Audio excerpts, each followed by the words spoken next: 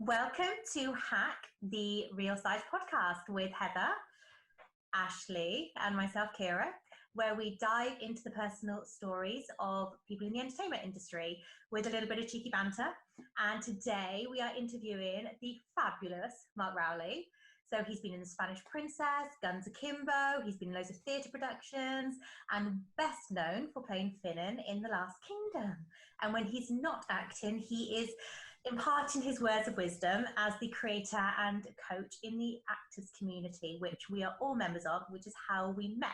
So we're very, very, very excited to have Mark here. So thank you very much for joining us. No, thanks for having me. If at any point we're going to have to dash off because we have children that are like being fed chocolate and iPads and stuff to keep them quiet, if you see anything like this pop up, don't panic. It's merely we're going to have to get shit done and we'll be right back, okay? So don't panic. It's just there just in case. Right, we will start with some silly questions and then we'll move on to Ashley, who's going to do more serious stuff, and then on to Heather as well, who's going to talk about how you prepare for sides and auditions and stuff like that. So we start with me. Okay. So yeah, go for that. Little questions to get you thinking outside the box, get you loose and just relaxed. So a little bit of actual, I'm interested to know this. When you are filming The Last Kingdom and you're all sat around the campfire and stuff like that, what do you guys use as mead? Because it looks like dirty dishwater. It's fake beer. Fake beer. Got it. Does it taste like crap? Mm-hmm.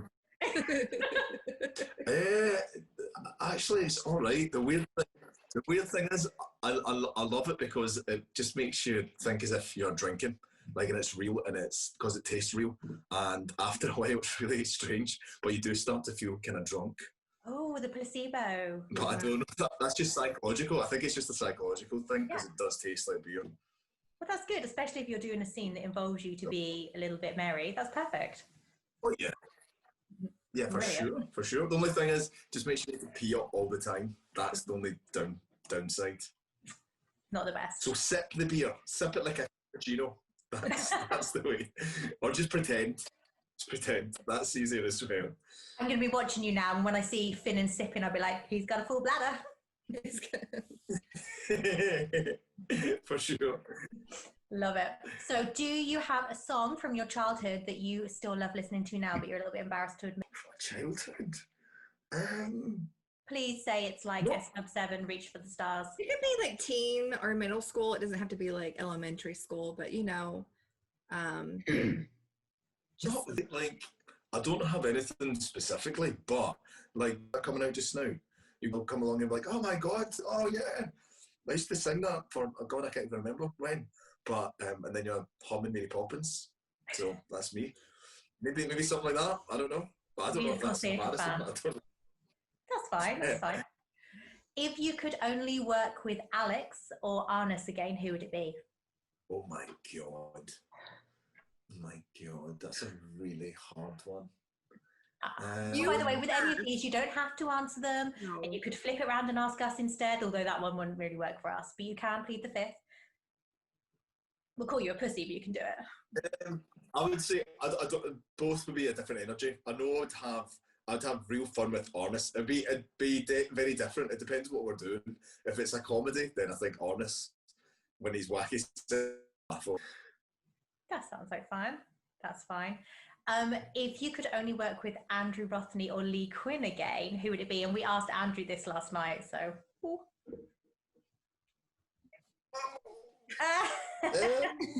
Just plead the fifth, Mark. Just No. I'll say Lee because I've worked with Andy twice already, and I love working with Andy, but I've not worked with Lee in a wee while. He said the same thing in exactly pretty much the same way. Well done. Yes. I love it. Your accent for Finland, was it a case of this is the only Irish accent I can do, or was it a case of no, he comes from this part in Ireland, so that I'm going to do this sort of accent? Well, it's weird because back then they didn't even speak Irish. Like everyone was speaking. I think they were speaking Gaelic, weren't they? Mm-hmm. So they wouldn't actually speak any English, and it'd be a different accent completely. But I ended up just going like Southern, but I concentrated on Dublin. Because I really liked the idea of, I took inspiration from Conor McGregor at the time when he was there, and I was like, oh my God, this is very much like this character, just like untamed, warrior, like bit mad. And I was like, let me tap into this energy and steal that and take that and see what it's like. But I think it has softened as I went along. We get from the big bosses have been like, actually just pull back just a little bit so that you're more understandable. To a UK ear, it might be all right, but if you're not listening to that accent all the time, then there might be a communication problem. But then sometimes I think, hey, that's the way it is in real life. I'm Scottish. I get that all the time. Yeah. And if someone only gets 70% of what I'm saying, that's okay, because that's just the way people speak. And that happens. Totally, that happens in the South in America. Like, I was watching a movie last night, there's really thick Southern accents, and you didn't get every word, but that's okay, because you got the tone of it, and you got the flavour of that character, and to me, that works. We don't understand Heather all the time. Southern accent. No, there's a new Netflix show. Oh my gosh, it filmed here near where I live. Hillbilly something. Oh, yeah. Amy Adams was in it. Yeah, it's Hillbilly something, but I watched clips and I'm like, oh my God, this is my family. We're saying that we don't always understand Heather because she's from the South as well. So, but. Well, you say you don't understand me, and I speak the Queen's English, so I think maybe the problem's with you, Ashley. probably me. I don't have a Southern accent at all. Oh, you got the lush accent. I love it. Well, another Finland question to do with the script. When Canute is first introduced, he says, "I'm Canute," and you just finish around and say, "You're a what?" Did you put that in the script, or did they have it in there already? I can't remember. I remember doing something at the read-through though, and I maybe said something else that wasn't Canute, and I think they maybe took that as some sort of influence. So it was really cheeky when I just done it, and actually I think it worked out quite well. Yeah, no, I love that bit. Yeah. So this question is super important, and I think it might dictate as to whether we can be best friends. What is the best kind of cake?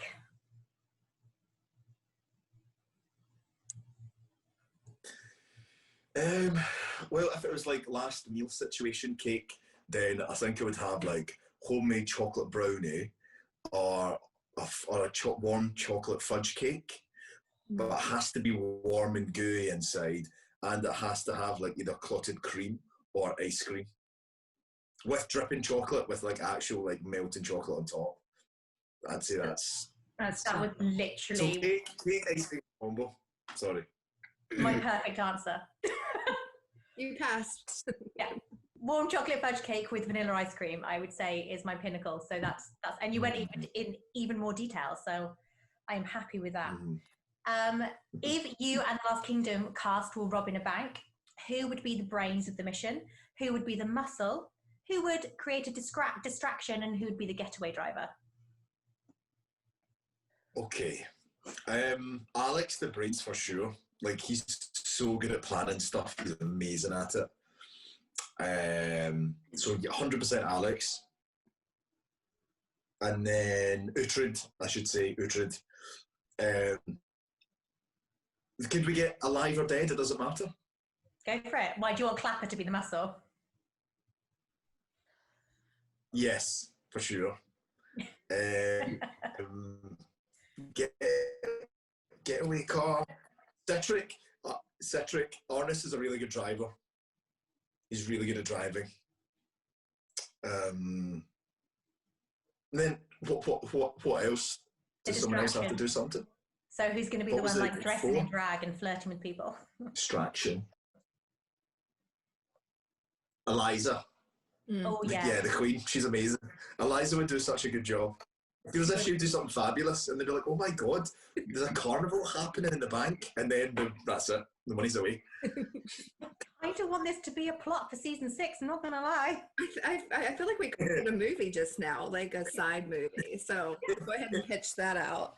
I think we definitely could. We said it here first, though. If anyone thinks of pinching our idea, definitely here first. Would you rather everyone was able to read your thoughts or your internet history?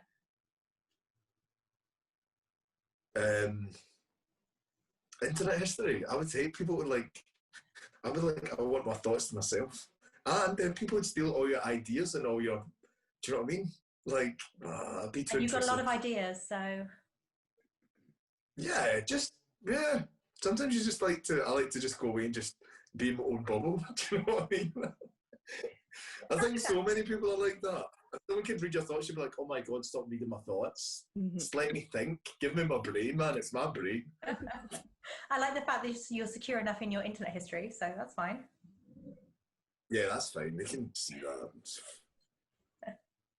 So, I have a Viking friend who is obsessed with Finland. Hello, Dean. I'm sure I'll make you watch this eventually.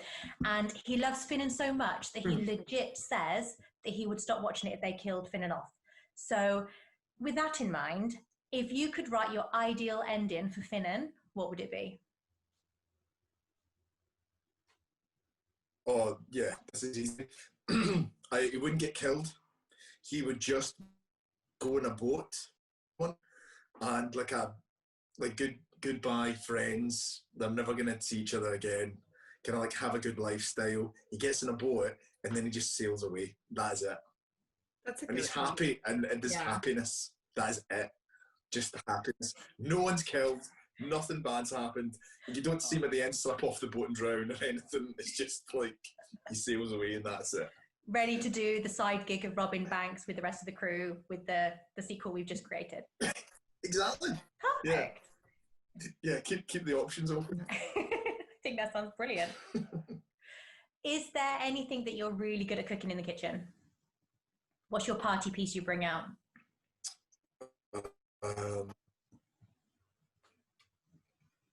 Thai soup. I love Thai soup. Interesting. Sweet, spicy Thai soup is my thing. I'm really good at it. Sounds very healthy. I pride myself. Oh, that's an impressive one, to be honest. Very impressive. That's not what I was expecting. In 2021, would you rather live with Finnan's wardrobe or his diet?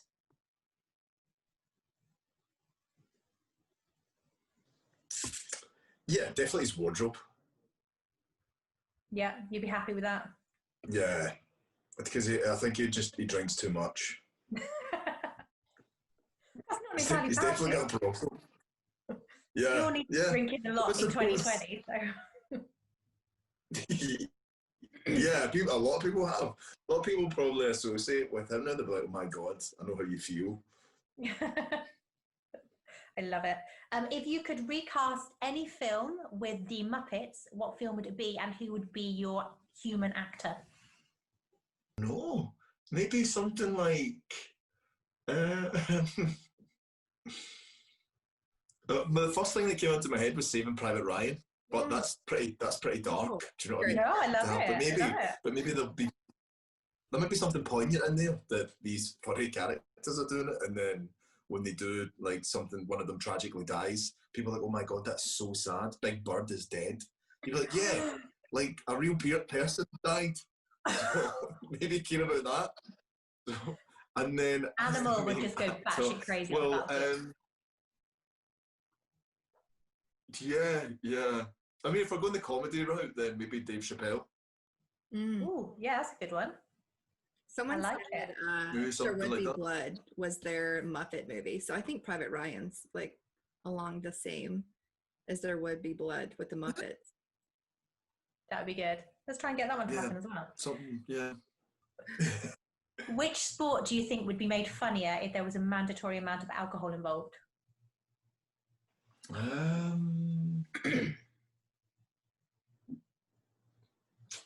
See, I wanted to say like rugby or whatever like that, but I think I just get more aggressive.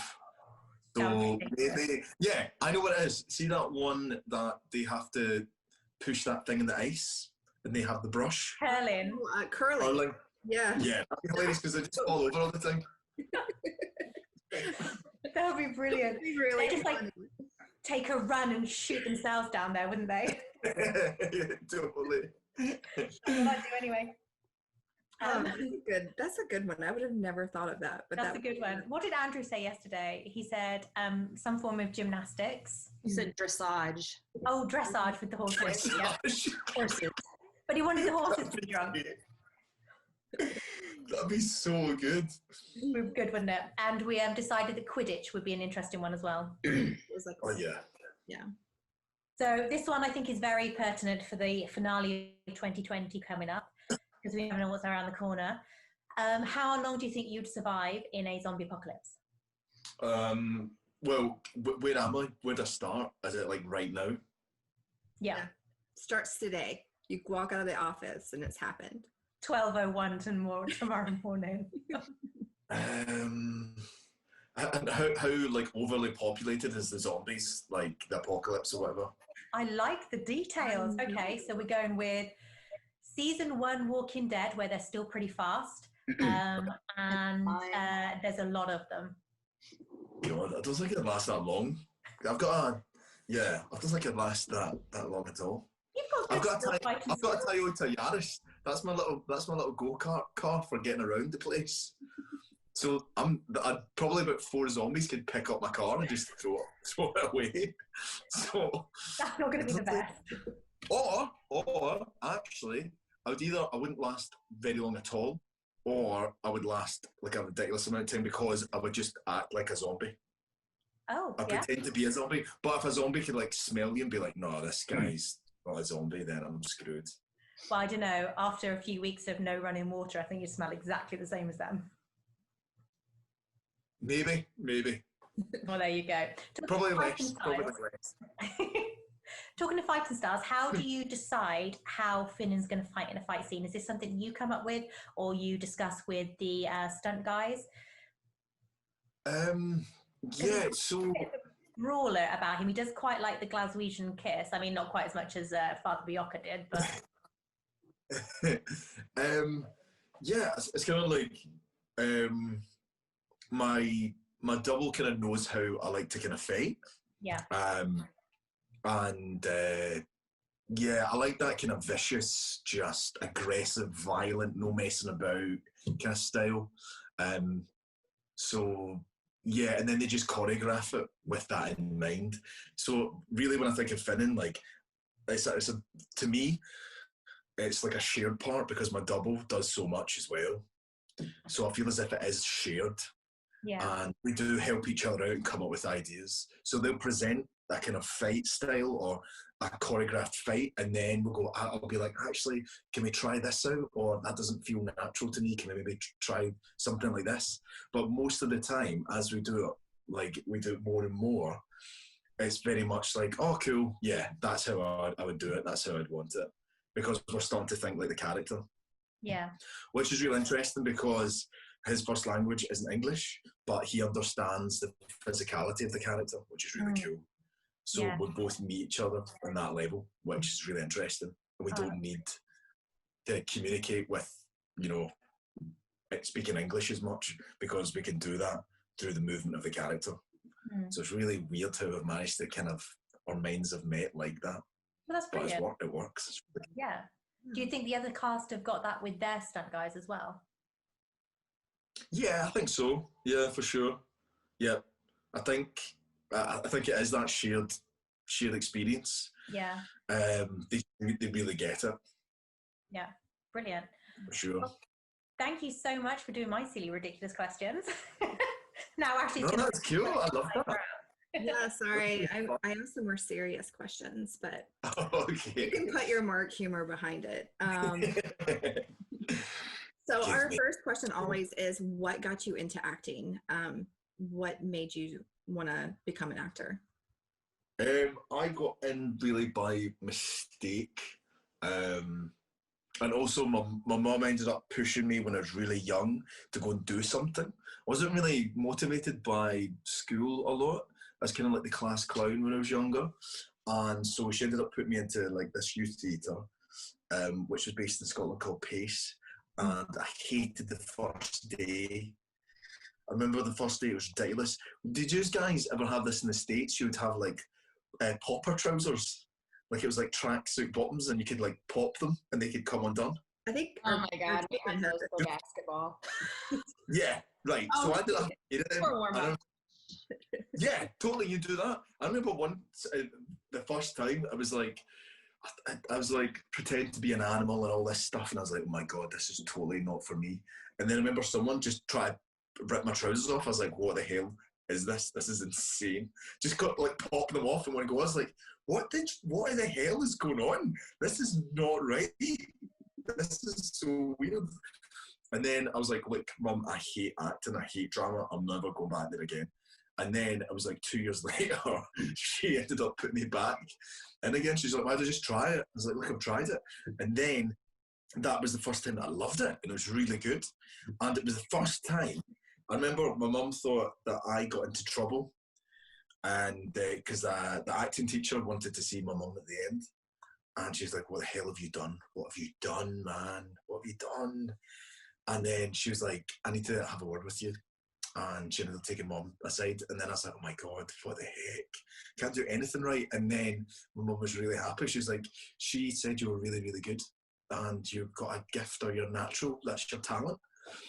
And she thinks she should come back but go into the higher group.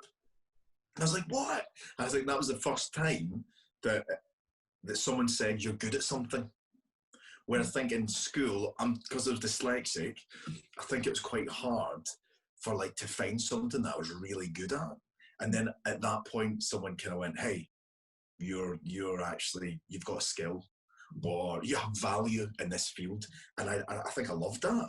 I think that a lot of kids need that when they're younger, just to find what the hell they're good at in life. Because some of them don't. And I was lucky enough to experience that and go, actually, I really like doing this. And, you know, I think potentially I could lead to a job.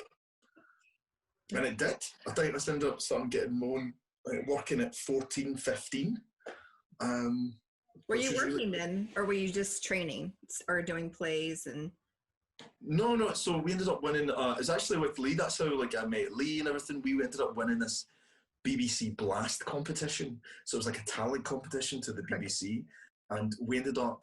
I remember we ended up taking a day off school. So we ditched school. We ended up meeting up because Lee went to the youth theatre, the same youth theatre as well.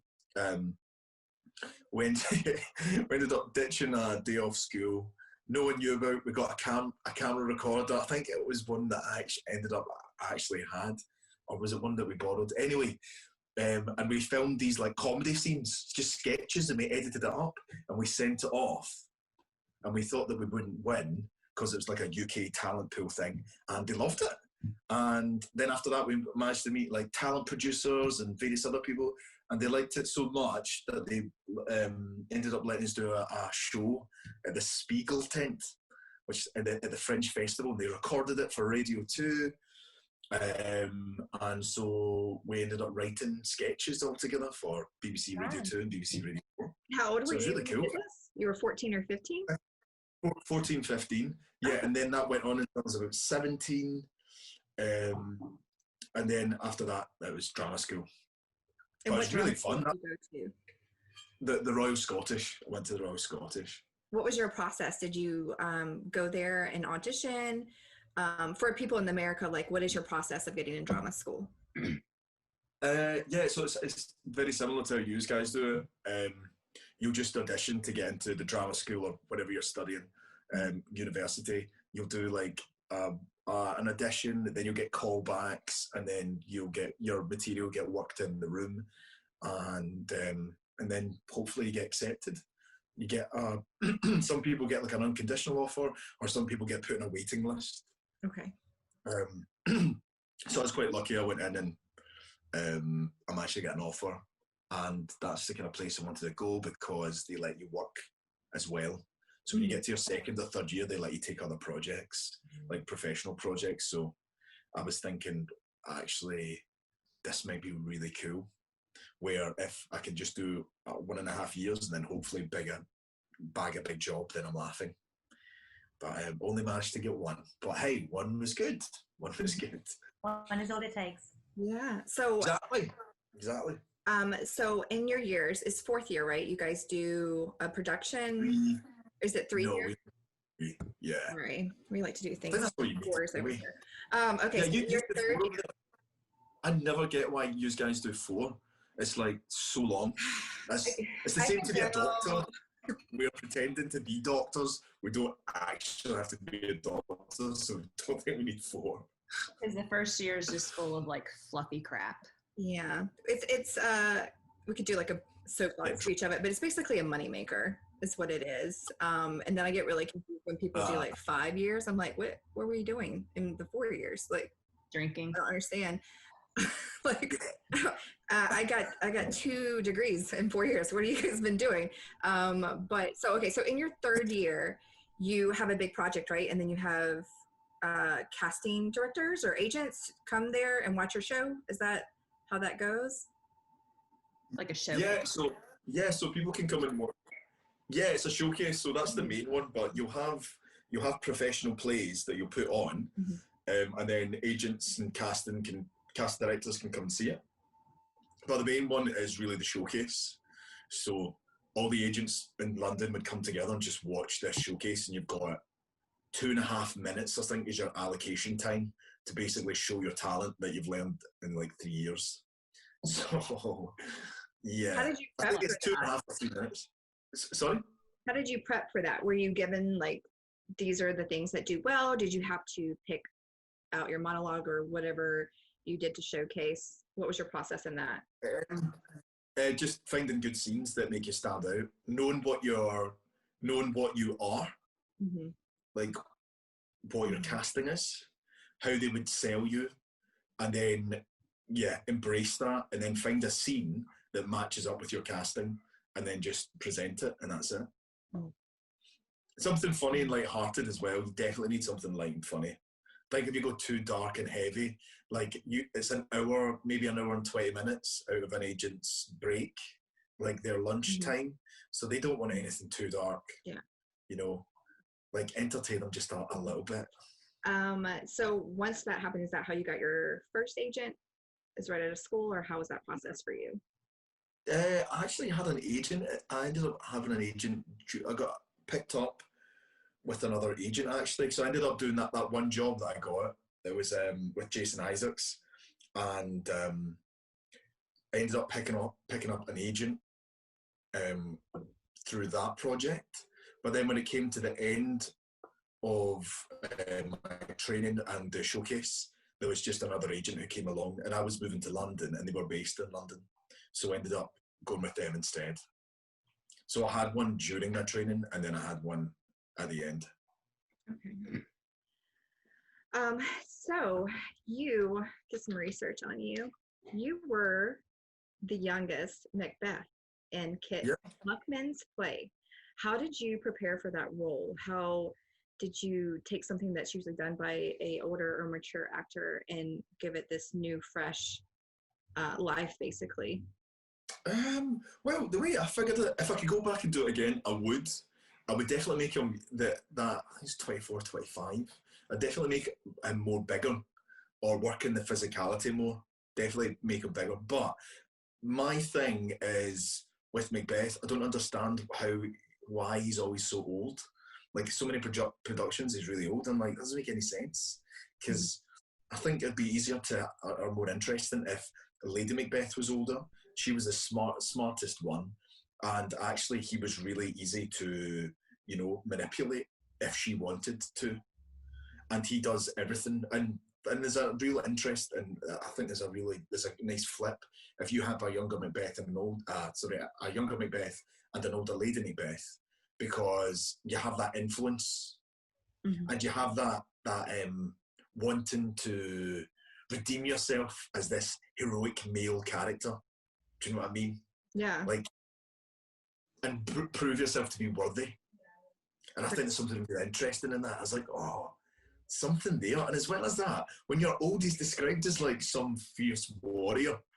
Like, but when you're playing the part of Macbeth and you have some actors who are in their late 50s, 60s, you're like, that doesn't work. Doesn't he's described as like taking an axe and like splitting a guy's head in two. Like, you definitely could not do that. Yeah. But it's interesting because I would love to do that part again. Yeah.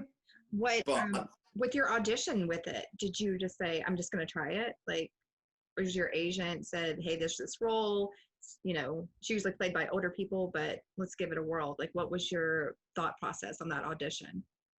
Well, I think I got into that room almost by mistake. Mm-hmm. I think they were like, whoa, this guy's way too young. How the hell did he get a meeting for this to start with? And then ended up doing the work and presenting the work and then talking about it and actually giving my point of why I think Macbeth should be younger. And then that just changed because everyone else who went in was a lot older. Mm-hmm. So it was by mistake, but I'm really happy that they went. Obviously, they went with me. I was really happy, but I think it's one of these characters where you have to be courageous, because you have to unlock the kind of darkness within yourself as the actor, and then relate to it and feed that through the text. And sometimes that can be quite challenging and vulnerable, and maybe at some point you go, "Oh my God, I didn't think I would go to such a dark place," but I think, as an animal, as a human being, you have to embrace that side, the good and the bad, and then put it into the text and be fearless with it. But I can see why some actors could not do it for a while. There's a lot of actors that I know who've done the part and actually they can only do it for a certain amount of time because it does drive them a bit mad. And I started getting that towards the end of the shoot, where I was starting to get, which was really weird, I started to get really fucked up, crazy dreams. Mm-hmm. And I was like, oh my God, no, this is so weird. And the best thing is sleep. How do you decompress from that? Like, because you've done so many different roles. You've done very serious. Obviously, you have a very great humor to you. How do you decompress from these intense roles that you do? Well, I don't drink. Sadly, there's a lot of people who like to drink or do other recreational things. But with myself, I am really geeky and I play the Xbox. I'm a gamer. Yeah. So works. Yeah, it's really it's a weird one. What's your favorite Xbox game? My boys love it. They're always playing Xbox and. Oh, I don't. Well, hey, I'll tell you this right now. All the guys, half the cast in Last Kingdom are in this Valhalla just now. This Assassin's Creed game, so that's my favourite because I'm like, oh my God, this Yepa! Playing a game with Yepa. So it's really nice. But yeah, I think to start with, doing other like projects and plays and stuff, I think I would decompress by being with other actors and having a drink and socialising. But you can't do that every night. Mm-hmm. You can't, because you need to prep for the next day. So that's my shortcut to like just concentrate on something else for 20 minutes, half an hour, or have a catch up with a friend. But normally that is my thing. That is my decompression. So with that, with your auditions, what has been your best audition and what has been your worst audition? And your worst, how have you kind of bounced back from those? My worst. There was one that I didn't prepare for. I was really young. I didn't realise I had to be completely off book. And so I didn't have a lot of time. When I first got to like London, I was like lots of actors that start out, they have like 2 or 3 jobs just to survive. Mm-hmm. So I was doing quite a few jobs, and I had an audition the next day. And I was like, oh, it's fine. I'll just have the script in hand and I'll keep my eye level up. But the person was like, look, I remember going into the office and the casting director was really big, and they were like, really, you should be off book. And it's like, you're good, but you keep looking down all the time and you can't be free. So what do you want me to do? Like, I'm going to send this off to the director either way, but there's going to be like it's not going to look good when all the other actors are off book and you're not. So at that point, I was like, oh, okay, yeah. And at that point, I was like, well, I really need to start making sacrifices with my survival jobs to make sure that I'm ready for my real job, my acting job, you know. And that was tough. But I just got used to making up excuses for going into work. Like, oh, I'd be like, okay, you've got a meeting in 2 days, and I've got to prep for it. Okay, I would do the work of, okay, I would look at my phone and be like, right, oh my God, I'm starting to get a really, really sore head, and then put that into work. Let them leave that with them that night, and then tomorrow be like, my God, my headache's not gone away. Now it's a full-on migraine. So and then they'll be like, okay, you get to take the day off tomorrow, and then I'd do the piece, and then I'd come back and be fine. I love it. But this song, like, oh my God, there was some of them were. I remember I had to do one though, and I pretended as when I think back, it's awful. Remember, like, I pretended I had to go home. I actually did have to go home to Scotland for an audition, and I got the job, which is cool. And I had to pretend. Well, I don't know why. I just went through like commitment, and I went. My family has been in a car crash. I was like, my mum and dad's in a car crash.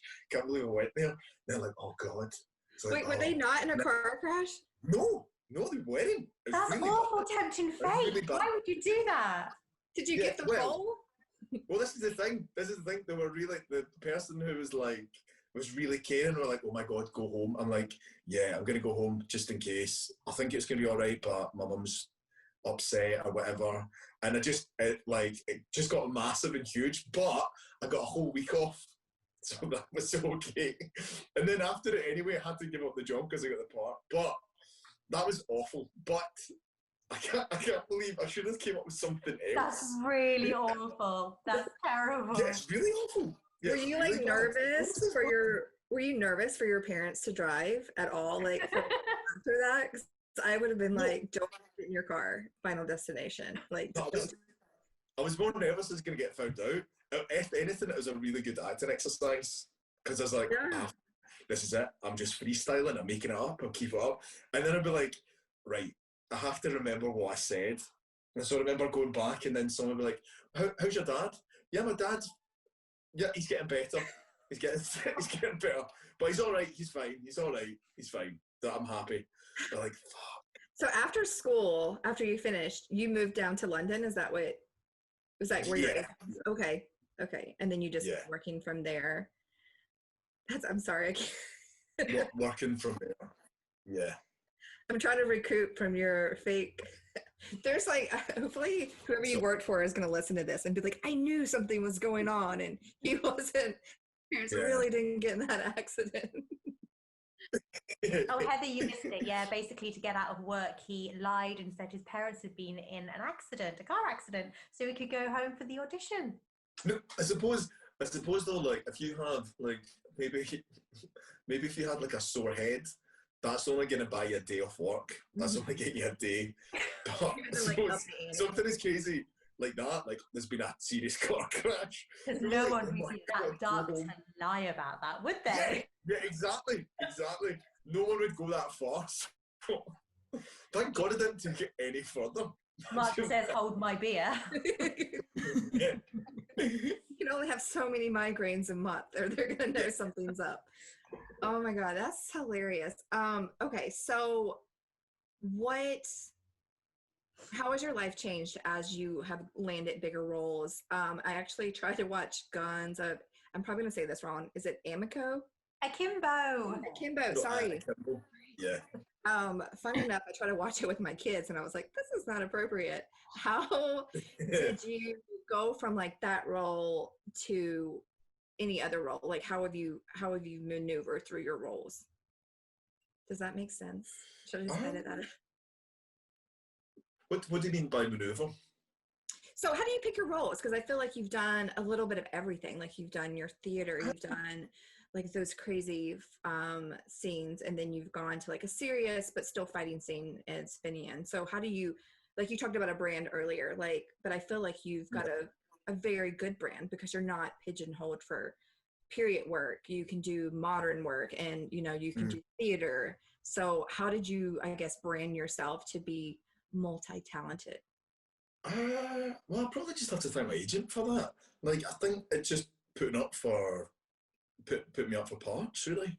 Then sending off tapes, just like any other actor, just sending off tapes and then seeing what lands, and not being precious.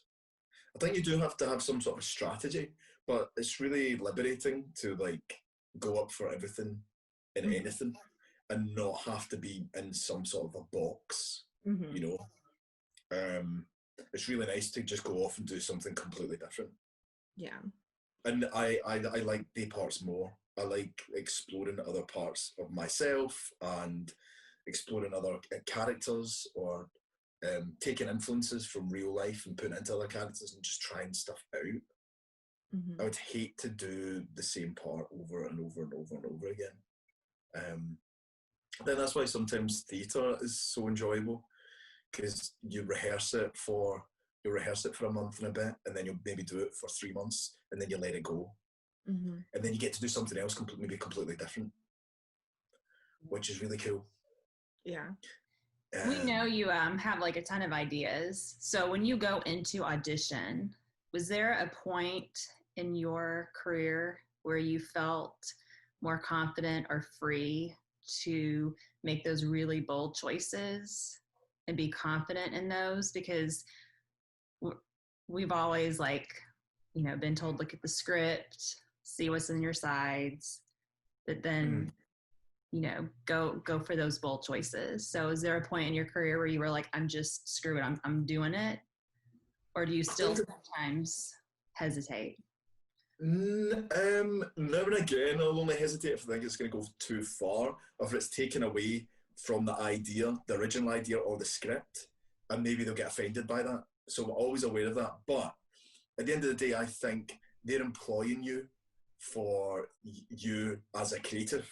So what are you going to bring to it? Because it's going to be different to everyone else. So normally your first instinct is the thing that you go, actually, well, this is how I want to do this. And it'll just hit you and come to you and be like, let's try it. Let's try it this way. Because at the end of the day, you're not really, it's either you're going to get the part or you're not going to get the part. But I would say you don't always have to be obvious. Like, find the hidden truth in the character, and that's really fun.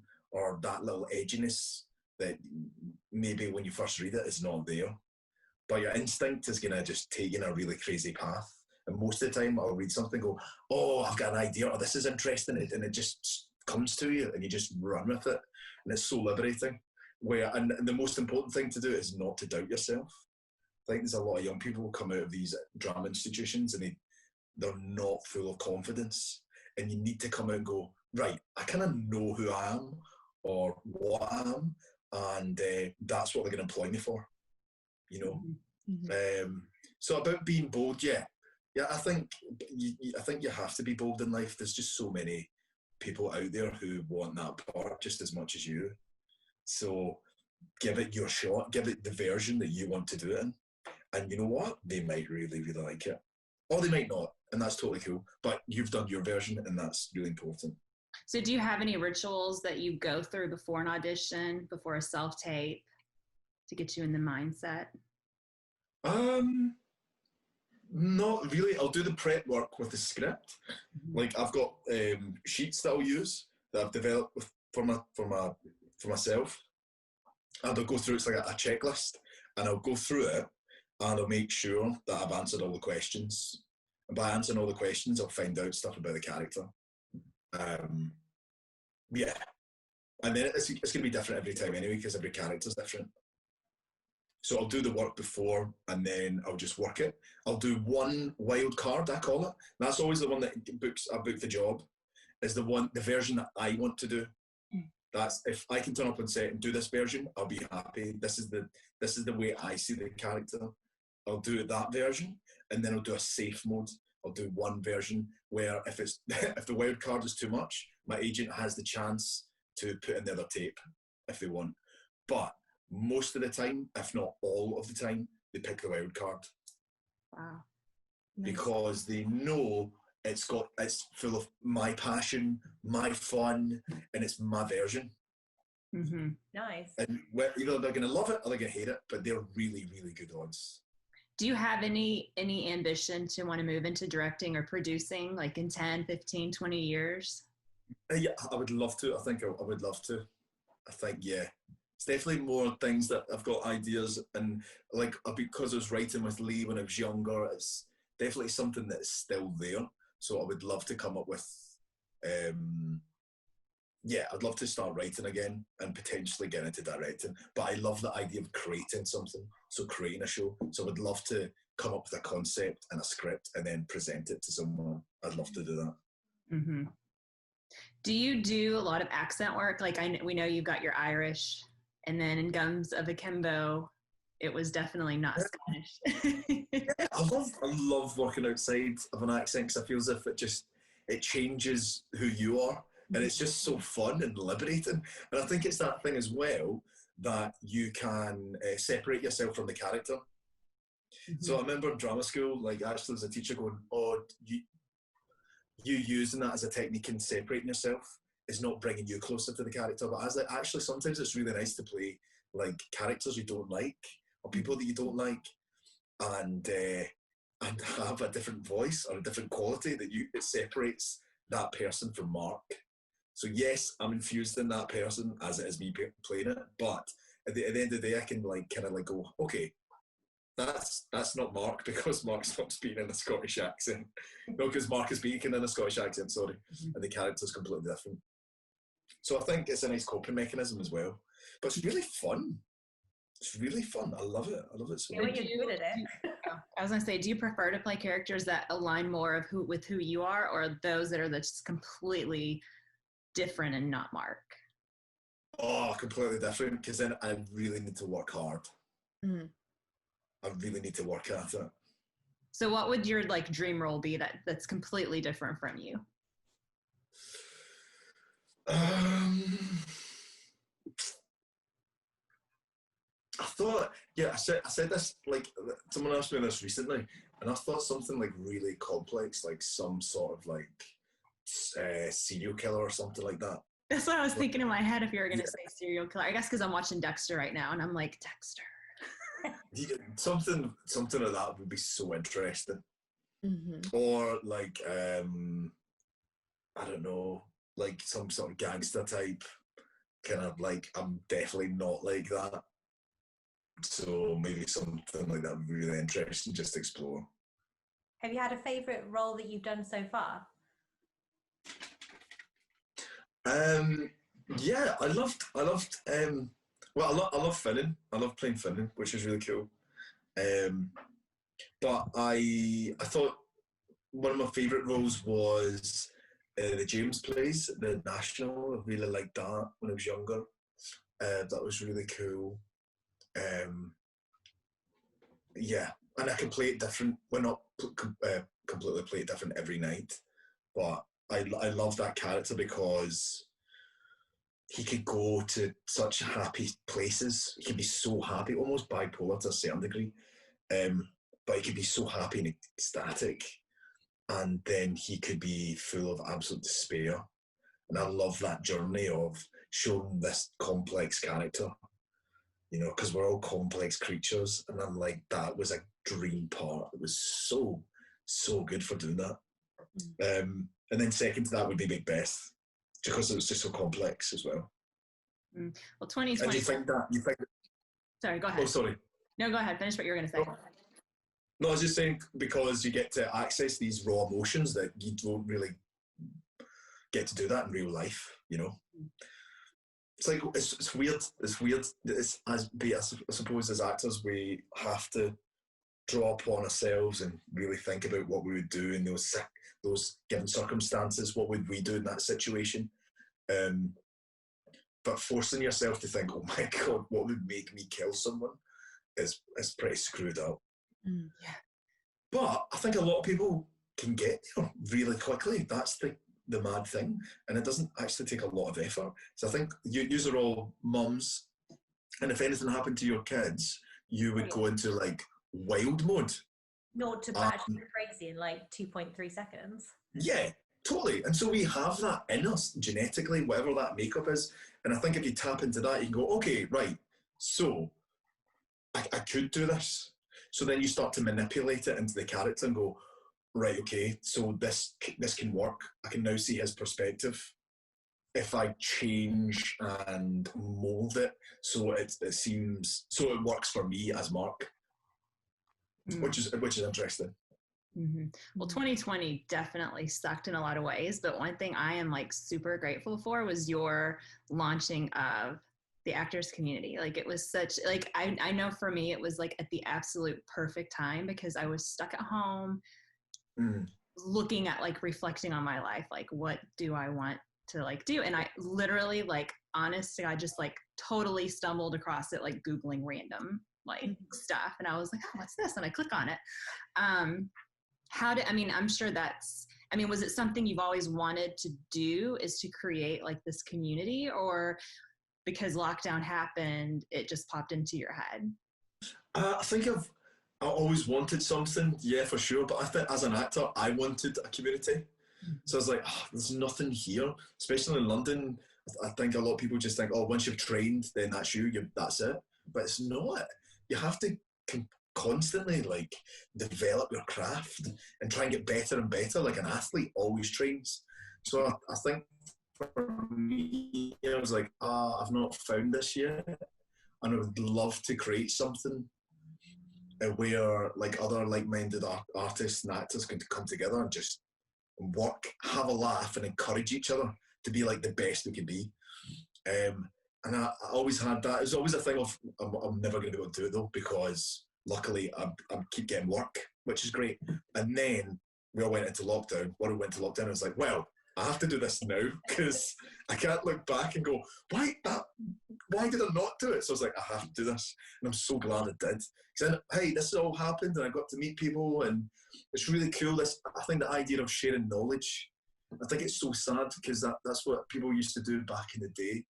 It was like when you were doing plays constantly, you would learn from everyone, you know, and you'd pick up in each other's skills, and then you would add it to your basket, and then suddenly you feel more fulfilled and you have a bigger sense of value, and then you can go into a job and absolutely smash it out of the park.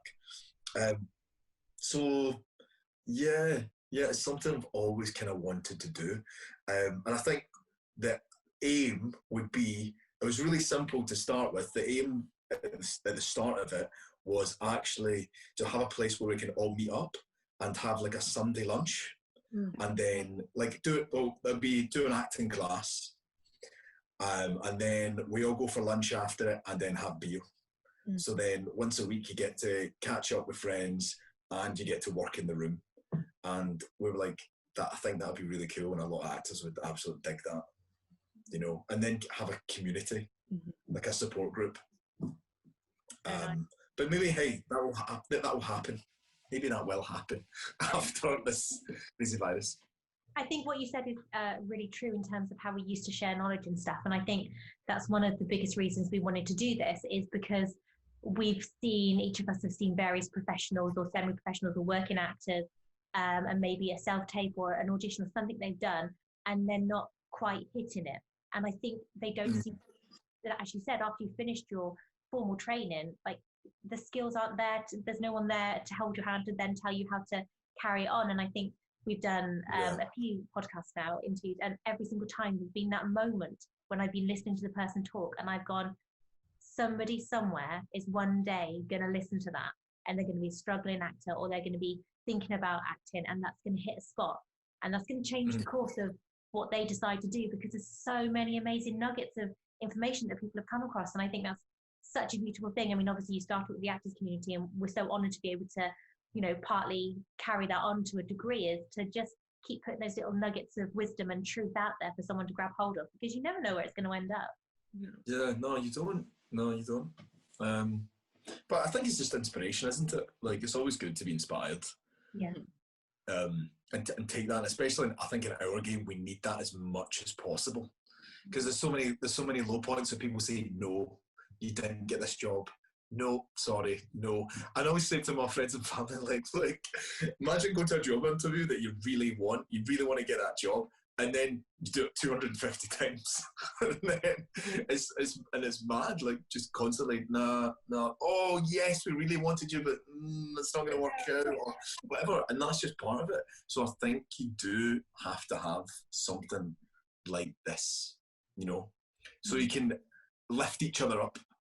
I think I feel sometimes in life, like there's a lot of people out there who like to put people down, where I'm like, no, come on, we should be lifting each other up and try to get the best out of each other, make people smile and happy. Yeah, especially I think in this industry, because it is different. Like, I mean, I'm a teacher and it's just completely different from like the teaching world. Like my teacher friends don't get it like at all. So it's nice that you made this community, especially during lockdown, where we can meet people from across the world. I mean, I've met some really good friends that I still talk to. So with that said, when you... Yes. You like right now, Heather, like you're talking to us right now. Yes. Don't pretend you have other friends. It's us and that's it. Well, I have one. Yeah. But anyways, going into 2021, like when things start opening back up again, fingers crossed, what are your plans? Are you going to keep putting, I guess, like as schedules allow, like additional classes, workshops?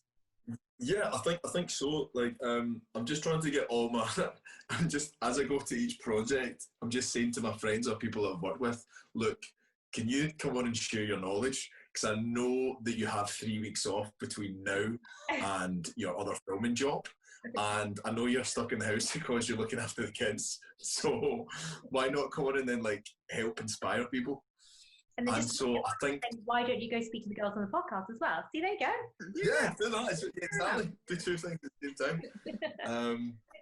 So I think that's it going forward. It's just to try and get lots of people on board who can just share their talents and skills. And at the same time, I'm up for like learning new things as well. Like with Martin, the movement teacher, like he is phenomenal. His stuff is so cool, and it's so sad because I really wanted to go to that school when I graduated, and it's like a 2-year and a bit program. And I just knew if I went there, then I had a really good agent. I just knew that wasn't going to work out. It's like what we were talking about before. Like, you've just done 3 years. You don't need to do another 2 years. Like 5 years in education, it's a long time. Like, you just need to go out and work. Yeah. And I had an idea that I could maybe go and work and then I can go back, but it just doesn't. That doesn't happen. Once you're involved in it, you just try to get the next job. But I was so gutted that I didn't go over there and do that. Luckily, though, we had teachers in that school come in and teach us for maybe we got 6-7 months worth of material, like we're working with them. But we didn't experience the full thing. So that's why I'm like, yes! Oh my God, this is brilliant. And I get so excited because I'm like, I know you're amazing at doing this. Please teach me. Please, I want to get better. And then when like Joseph comes on and he does Shakespeare and you're like, oh my God, Joseph, that's fantastic. I wouldn't even thought about that. And he's been taught by some of the best in the world. So you're like, yeah, pass on the knowledge, man. This is great. And then I'll pass it on to someone else and hopefully that will kick their career off. So it's this idea of just sharing. Yeah. Do you feel like people are, like when you reach out to your friends, are they like, yeah, I actually want to do that? Do you feel like it's got a positive response of people wanting to share their knowledge? Yes, I would say, yeah. I'd say most of the time people are like, yeah, I'm well up for doing that. There's some people who are really, really private and they like just to keep themselves in it. The idea of going online on Zoom and speaking to like 12 people, that freaks them out, which I totally get. Which is such a shame though. I'm just like, oh my God, come on. There's so much you can share. And I'm like, you do it. Yeah. Well, the weird thing I would say to them, you do it on set in front of everyone, and if you screw up the shot, it's going to cost thousands. It's just actors like you're doing it with. Do you know what I mean? But most of the time, people will be like, "Yeah, I really want to help," or like, "Come on and just share knowledge and learn from other people as well." Yeah. No, I was just saying. I think I would love to bring on like I think one of my things. When we're still online, like doing Zoom and stuff, I would love to bring on my director friends and then invite them to class and see how we break down the text as actors. Ooh. And then have it the other way about, how they prep for their directing job. And so we get a vision of each other's world, you know, we get an idea of how they're prepping it, and then you can see how we're prepping it. And I think that'd be really interesting. Yeah, I think that's a very neat take that I personally haven't seen out there. And I will say, like, just to sell the actors community a little bit more, your free classes, you offer a free class, I want to say at least once a month. I think it's really a great thing that you do that, because it showcases, it gives people the opportunity to like then know that this is a legit thing that you're doing. You're not selling something. You're not trying to sell a book. You're not trying to like fluff things out. You're really giving knowledge. And I think that that's just super amazing. And if anybody's out there looking for a class that they would like to take to hone in on theirs, they should definitely look at the actors community. I feel like I've learned tons, and do feel like I have a community, because I know when I was looking for theaters to try to like find a community, and everything was shut down. And this is just an amazing thing that you had created and allowed people to find that community all over the world. So that's cool. Step in, like, really just like put that out there, because there's just not that I've found that out there that you can just do that right now. So, and honestly, like the coaching, like I took these other classes and I was so disappointed. I'm like, this is nothing like Lee and Andrew's class or James or Harry. Like, this is not like, I kept comparing it, but honestly, like the coaches there, I think because they're working like current, I mean, you know, there's lockdown, but that's their thing. That's what they do. They're actors. Like the knowledge they can give is just so insightful to be able to see that process and how they break things down. So yeah, anyone on the fence. Yeah, and I think, I was going to say, I think what it is working is because we've been there and done it, and we're still experiencing it just now, and hopefully everyone else is exploring the good and the bad of their career, like things you should do and things you shouldn't do, you know, because no one's perfect. Absolutely, no one's perfect at all, and we're still we're all in the same game. It's just sort of some of us like have been really lucky enough to work with other actors who are fantastic and learn from them and then just share. But we do like to end the podcast on guest choice. So you can talk about anything you've worked on, anything that's coming up. You can talk about. Yeah, you can talk about, sorry. And then, or you can do anything. Like you could do a jig, you could crawl, whatever you want to. Ask us questions, do whatever you want. Or you can just decline.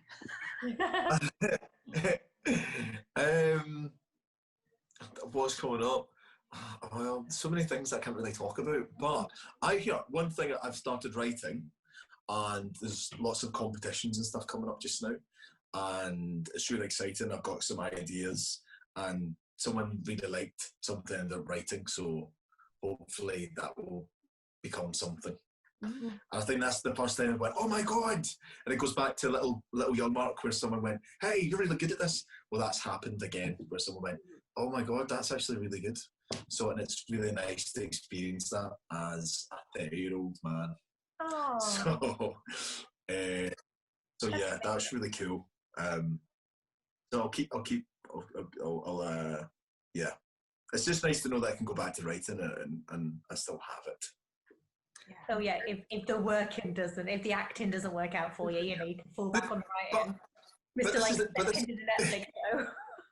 But I think this is the thing going forward. Well, maybe this is something interesting to leave on, is that I feel as if actors are not, it's not the same as it was 10, 20 years ago. No. Acting's different now, where you have people coming up with ideas, being producers, as well as acting in a show, or they are the writer, producer, and the actor. And it's becoming more like that now. So a lot of people that I know, they are starting to get massive projects made. They're working as an actor and they're working as a writer, and they've got another credit as well on top. So like, they've actually got 3 jobs. So it's really clever. So the term triple threat definitely means something else now, doesn't it? Just not thinking. It's just it's a different triple threat now, but that is the way it's working. And if you look at other actors' IMDb, the big actors, you'll see that they'll have production companies, and they'll be involved in one way or another, either as an exec producer or a producer, which is really, really interesting. I'm sure there'll be a few out there who are doing it for tax purposes, but it's really interesting how they are all getting involved in that game. Well, when you start your production company. I was going to ask. Hey, that's if you know I've got a film and production company, you know I've sold something. So that's I've got an idea and someone's bought it. So that's great. Love it. Hopefully that happens. Yeah. Hopefully. I was going to ask, do you think Libby Hopper is going to come? Will she come back on? Because I feel like I learned so much from her class, and that goes off of what you're just basically talking, about. Yeah, I think she's going to do another class for sure. Yeah. I'm just hoping that she's quite busy just now, so I'm just hoping that she'll have enough time and she can come on. And then there was an amazing class that Harry was talking about. His partner, well, his wife, Hannah was maybe going to come on and do a reverse engineering your career, which is so cool. So instead of thinking about where you want to go, like where's your destination point, it's like, okay, you're at your destination point, let's work backwards of how the hell we get here. And that's what she ended up doing. And she got an amazing agent and everything else. She's like, this is really, really cool. Yeah. So someone ended up, again, it goes back to someone ended up teaching her, and now she wants to come in and be like, do you know what, this really helped me, and I think other actors would really dig it. And I'm like, man, I want to know about it as well. Right. I know, I wanted to take that class. No, you're not allowed to. You're already in your career, Mark. Leave it for the ones of us who are right down the bottom. You're taking any spots, mister. Leave it for the really old ones here. Yes. Like the grandma of the group. Old. I'm not old. Well, it's not old. By industry standards, we're all frickin' ancient. Well, Mark, where can we find you? Where can people find the actors community if they want to get involved in that, or follow you on Instagram, or send you? So yeah, I think my Instagram. Yeah, I think my Instagram is Mark Rowley 90. Yes. And the actors community is www.theactorscommunity.org. And that's it, really. I'm on Twitter as well, but I can't remember what my thing is. I'm not good at social media. I'm not good at Twitter either. And I just want to say also, the actors community doesn't only do adults. You guys have really started to do teens and musical theater. Yeah. I mean, you guys literally touch, I feel like, everything. I mean, we just talked about writing your own short. You work with teens. There's music theater. There's, I can't remember what it's called that Martin does. What is the studying that isn't there a name? Movement. No, he specialises in Lecoq, the Lecoq School in Paris. He learned from the masters over there. So, but it's more movement. But I think what I was saying to the guys is, look, if we can bring movement and then explore movement through character, through character and through the medium of TV and film, because we're already in a film, or we're already on a screen right now, then that's perfect. Because I feel as if, and when you go to drama schools, and they'll teach you about character movement, but they'll never pick up a script and go, right, let's do this. Let's do what we've developed and worked on, and now put it into the script, and now let's tape it and see if it works in a TV monitor. And you're like, whoa, I think that's really exciting, because then it's showing you how it can be implemented. Yeah. Because there's so many times you'll do a workshop and you're like, wow, that workshop was cool.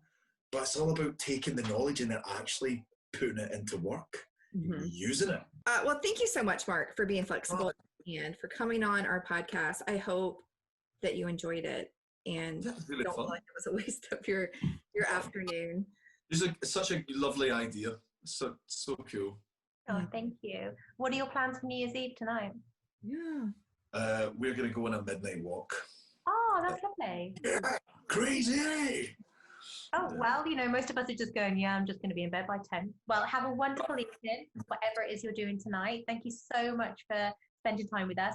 And Ashley and I will see you on the 7th anyway, won't we? Yeah. See you the 7th. Yes. Not We have a Right, class. those are He's like, my right ones. now, Mark was like, "Oh my god, I do have a class on the 7th." You should bring No, I've got it written down. I've got it written down. Ew, that would have been awkward. Right, what's up, everyone?